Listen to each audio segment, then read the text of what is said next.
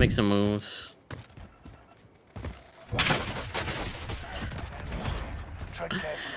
I would be pissed off, bro. What's up, guys? It's Hero by you know we're watching. Welcome back to another video of Call of Duty Warzone. With the Season 5 Reloaded update now underway, this is the last major update to Warzone 1 before we go to the likes of Warzone 2.0 and Modern Warfare 2. So I decided to make this final settings video with all of my best controller settings, audio settings, and graphics settings to get you guys pretty much set for the rest of Warzone 1's lifetime. You know, whether you decide to stay on Warzone 1 and, you know, continue playing it until whenever you decide to transfer to Warzone 2, or if you're just going to go to Warzone 2 as soon as it comes out, I just want to have this video out there to really finalize the settings. So if you guys are excited to see my ultimate settings here in Warzone, be sure to drop a like in the video, subscribe, and turn on the post notifications. I've dropped countless 20 bombs, 30 bombs on all of the maps here that have been presented in Warzone in the last 3 years, and I just thought I'd give you guys my personal settings. So thank you for being here. You guys are all beautiful and amazing. Without further ado, let's go ahead and go with these settings. So for my BR button layout, I have bumper jumper tactical flipped,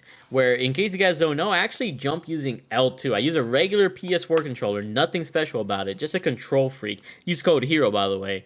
And using this button layout, I'm able to jump using L2, you know, aim in with L1, slide with R3, shoot with R1, and it's really easy to do. This allows me to jump shot and drop shot extremely easily. So if you don't have like a scuff or like a special type of controller that allows you to jump shot with like paddles or anything, this is the next best thing to do. Like, I legit don't have to spend any money. I can just use a regular PS4 controller and perform all of these actions. I've been playing like this since Black Ops 3 days, and I definitely recommend it.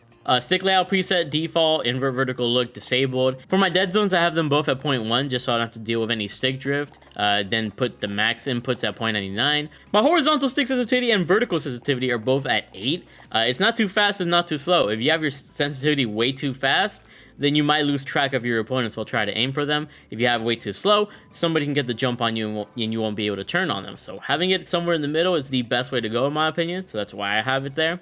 You know, this is personal preference at the end of the day. ADS sensitivity multiplier doesn't matter. We go to custom sensitivity per zoom, and that's where we kind of change things up. So for low zoom, 2x zoom, and 3x zoom, I have it at 0.9. That way my aim's a little bit more stickier in those situations, and I can have better aim against my opponents.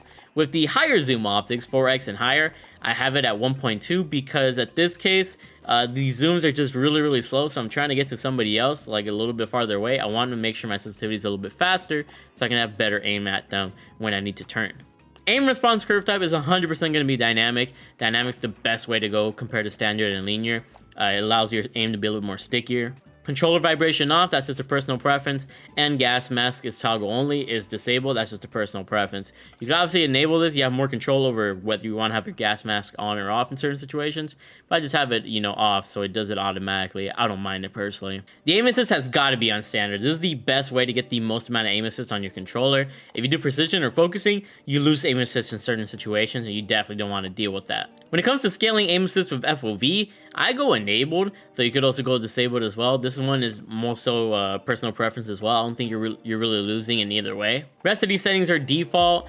Use/reload behavior is very important. You want to have that on contextual tap because this allows you to pretty much get your loot immediately at the press of a button. Instead of holding square to get your loot, which is very slow, you just tap square. You tap square to open doors or whatever the case is. It's the best way to go about it in BR modes, and I definitely recommend it.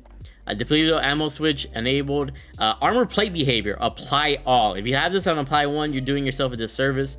Do apply all and you'll be able to get into better engagements. Always have your armor on even when you're running away, which is really useful. Slide behavior, gotta be a tap. If you have it on hold, you're doing yourself a disservice. Tap is a lot more responsive, which means that you can slide cancel a lot more easily. Auto move forward, I don't like that on because if you keep moving forward, you're gonna get destroyed by a camper most likely.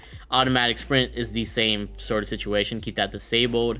Vehicle camera recenter enabled, so you could also disable that as well. I just like it enabled just in case I need to kind of move around. And yeah, those are all my controller settings here on PC. Now moving on, we got audio settings. For the audio mix, you got the boost low because that's going to help you hear your footsteps a lot easier, like enemies' footsteps, because they're a low bassy sound, which, you know, they're boosting the low sounds, which is good. Master volume, keep that as high as what you want, but this game be really loud, so I keep it just a little bit below 90.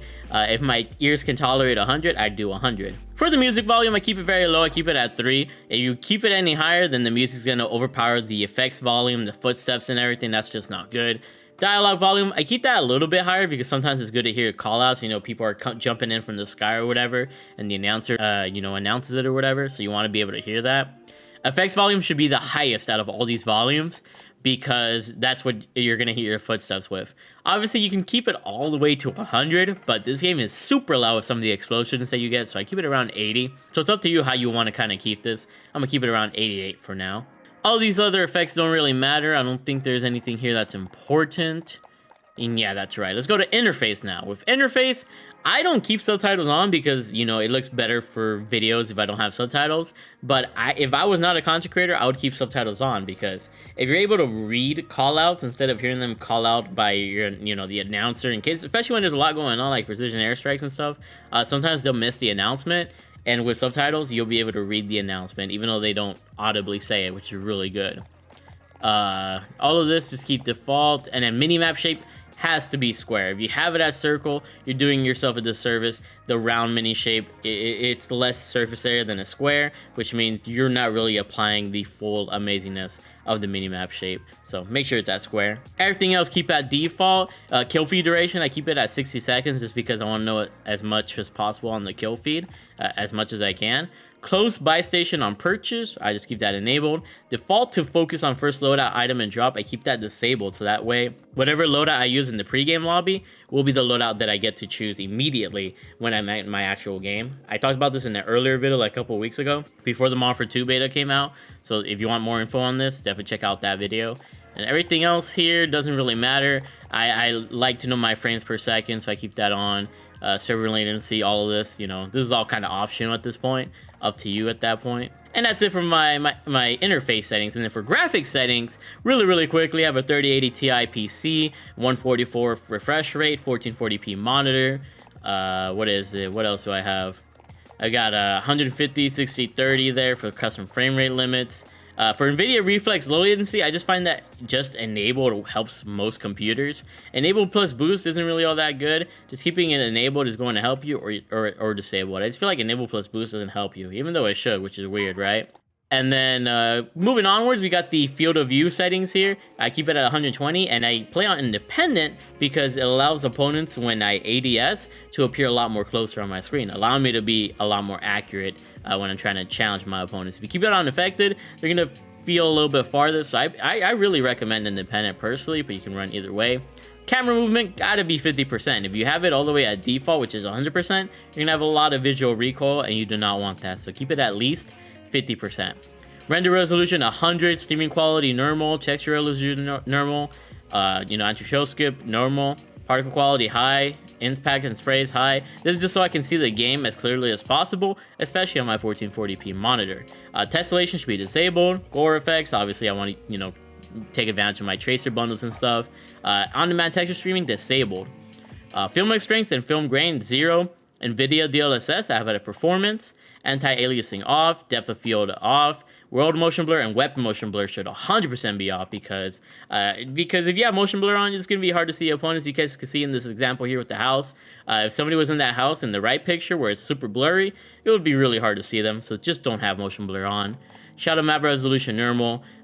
Shadows should be both be on. Particle lighting high. Ambient occlusion both. And SSR high. And I believe that's it. So those are my settings for Warzone 1, Warzone Legacy, whatever you want to call it. If these settings help you, drop a like in the video, subscribe, and turn on those post notifications. Warzone 2 is going to be here in a month and a half, more or less. It's going to come out on November 16th, which is actually insane to think about. So definitely stay tuned to the channel. I'll be uploading Warzone 2 like crazy when that comes out. And uploading entertaining content or just entertaining content in general. I don't know what else to say. I really freaking love you guys. Thank you so much for the love and support, and keep being big ballers. I'll see y'all later. Bye. I love you all.